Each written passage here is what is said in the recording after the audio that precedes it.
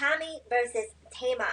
Now, if you haven't seen what's going on, let me play the videos so you can see what Tamar says about Tommie, and then you can see what Tommie says about Tamar. And I know y'all lying if y'all thought I was gonna let my man go because he took some crackhead to a basketball game while we was broke up. No, man, that was not my man. He don't owe me no loyalty when we broke up. Shit, I could have went out with his homeboy. What's up? It's all fair game when you broke up, bitch. Don't get it fucked up. Silly me. I should have just reported. I should have recorded his head in my ass. I should have recorded that. But you know, I try to keep the moment personal. He never fucked me. But the sad situation is, like, we're black. Tamar, I could say your name. I know I'm not a crackhead. I live too well, baby, and I've never indulged in drugs. I don't have to keep saying that y'all gonna run with whatever. But we're two black girls letting this, I'm not even gonna say the race or whatever, play with us. Like, tighten up. Tighten up, my girl. I'm not your issue. That nigga's your issue. And sleeping with people like that and trusting them, this be the problem. Y'all be sold for the nigga and then wanna, yeah, we had an issue. Yes, I'm gonna play with you. I'm gonna play with you. But once I seen the severity of the situation, I was like, damn, this is kind of fucked up, actually. Because I'm at home right now with my man, and we laugh together. We don't give a fuck about this internet shit. And he would never talk to you. You could never motherfucking get that nigga to look your way or... Now go kiss him in the mouth, ho. Okay, so now you have both sides of the story. So let me get you caught up real quick, okay? So Tamar was with this man. Something happened. Her car was broken into. They wound up breaking up. She went on social media and said how she didn't feel safe or feel protected. He went his way. She went her way. And we were all kind of excited about it, right? Because I just didn't really see this for Tamar to begin with. It just, I don't know. It seemed like a mismatch. But again, it's not my business, not my relationship. So if you like it, I can tolerate it. So they went their separate ways, and Tamar was on social media. She was blasting him. She was pulling out old songs from her catalog on tour, talking about "If You Don't Want to Love Me," and so it seemed like everything was pretty much over. We see him out on a date with Tommie, right? Now Tommie is Tamar's nemesis. You know that this is a hoe that I do not like and that I do not mess with, and this is who you go on a date with. Got it. So anyhow, in spite of that, I guess Tamar is please every baby pleasing him and come on back home. I need you. Can't live without you. It's the holiday spirit, baby. We got gifts to buy and presents to unwrap. Let's put our family back together. So eventually, after he did what he did with Tommie, Tamar and him, we see them back together, right? And it's all happened like that, right? He was with Tommie one day and in the car with Tamar the next. And I'm like, well, damn, what did I miss? So here they are. Tamar's on live. Doing her Tamar thing. Let me tell you something, right? Let me pause everything I was about to say and just say this. It's that thing that Tamar does that I think makes it hard for her to not just find a man, but to keep a man, right?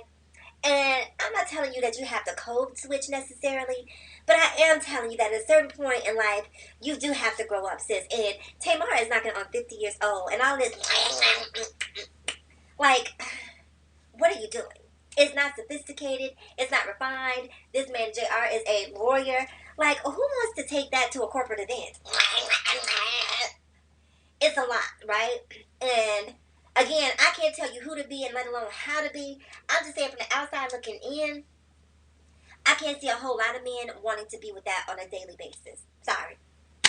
Like, you have to, at some point, realize that, like, the ratchet thing was cute at 22, 23. It's cute from 20 to 30, right? And once you pass 30, it's time to start growing up incrementally. And I don't think Tamar has received that message because she's the youngest sibling in the Braxton family. She continues to behave in a very adolescent manner, like this, sort of exaggerated gay male persona that she's adopted is a lot.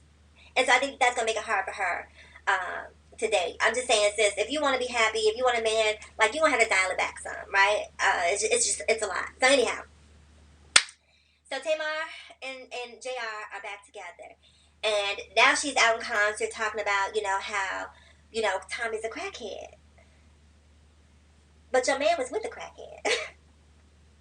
So what did that say about his selection of women? If he went from you to a crackhead, are you crackhead adjacent? I'm just saying. So. Or does he just have really poor taste in women? Either way, to insult Tommie is basically to insult you and also to insult your man because that's who he chose. That's who he flued out. He flued out a crackhead, sis. So then Tommie hops on live, and then she talks about how the man was eating her groceries. And then this is what left me scratching my head about Tommie talking about how she's at home with her man. Okay, now wait a minute. Okay, now you hoes are moving way too fast for me. Now you was just out on a date with this man. Now you're online talking about how he was eating your groceries. And then you're telling me at the same time you're at home with your man. Girl, who are these men that you guys are dealing with? Who are these men that you guys are dealing with? Because A, how did you wind up with a man after just being on a date with a man? Is it a man or is it a pimp? Because the only man that I know would tolerate a woman going out to be with another man are pimps, right? Or I don't know, maybe they have an open relationship. I don't know what's going on, but I'm just saying it just sounds a little sketchy that now all of a sudden after being on a date with this man telling us how you ate your groceries, now you're in a relationship. Huh? That's a head scratcher. So at the end of the day, can we just throw everybody away? JR, Tamar, Tommie, throw all of them away, right? Take away suspend all of their social media accounts because at this point, none of them belong on social media. I remember growing up, right? I grew up in the era where celebrities were inaccessible, right? They were mysterious, they were enigmatic, right? You had to wonder like how they lived, what they did, what their thoughts were, because they weren't constantly posting their business online. This whole relationship between Tamar and JR, I'm sorry, it's a bad look for Tamar as far as I'm concerned. It ain't my man, it ain't my business, so she gets to love and be with whoever she chooses to be with. But all I know is that it couldn't be me. And it wouldn't be me, right? And now Tommie's talking about how he was munching her. Girl, every time he tried to look at a straw or a fork that I was drinking or eating off of, it would be a problem. I'm just saying. I'm just saying. But listen, if Tamar wants to stick with him, if Tamar wants to stick by his side, he's always proven himself to be disloyal. Because, Tommie's showing us messages. She's playing, she's bringing the receipts, showing her basically that the man has been putting Tamar's business in the streets. And how do you lay next to that and feel comfortable? How? I couldn't. So if I had to give a win to somebody in this situation, I would definitely give the win to Tommie. Because at the end of the day, it wasn't my man. It's yours, Tamar. So you have to deal with him. You have to look crazy. And I just feel that Tamar can do so much better. But in order to do better, she has to be better, right? She has to grow up and she has to get off of social media, sis, and become just a grown woman. All of this, exaggerated gay man energy that you like to give off, it's a lot. Sorry, and that's no offense to gay men. I'm just saying, if you are a heterosexual woman in a relationship with a heterosexual man, most heterosexual men are not going to want all of that energy, right? Most gay men are not going to want all of that energy. And so for you to be, it's a lot. Anyway, all I can say is it ain't my man. I'm happy about that. And people always, let me tell y'all something really quick. People always ask me, like, why do you wear this mask, right? The reason I wear this mask is because I don't want to be Tamar and I don't want to be Tommie. And by that I mean I don't want you hoes in my business, okay? I want to keep my life private. I want to keep my relationship private. Yes, I do have a man, a very good man. And we do have tough times, but when we have those tough times or those differences, I don't come on here to social media to talk to you guys about it because it's not your business. And I'm not a celebrity and I'm not trying to be a celebrity, right? I'm making a conscious effort to keep my life private because celebrity isn't something that I crave. That is why I wear the mask. So maybe Tamar and Tommie need to get masks. Girl, reclaim your privacy, girl. Just shut up for a little bit. Get off of social media. Stop being so concerned with public perception because that's what this comes down to, right? No one wants to lose in the face of public perception, right? Everyone's concerned with, ooh, Tommie read her, ooh, Tamar read her. And so they're going back and forth, and at the end of the day, you both look crazy. You both look silly. Now, Tommie, I don't even know why Tommie is famous, to be completely honest with you. It's no shade to her because some of these girls are not necessarily famous. They're just known, right? They're popular. Would that be a better word? Known or popular? But that doesn't make you famous because I don't know what Tommie's talent is.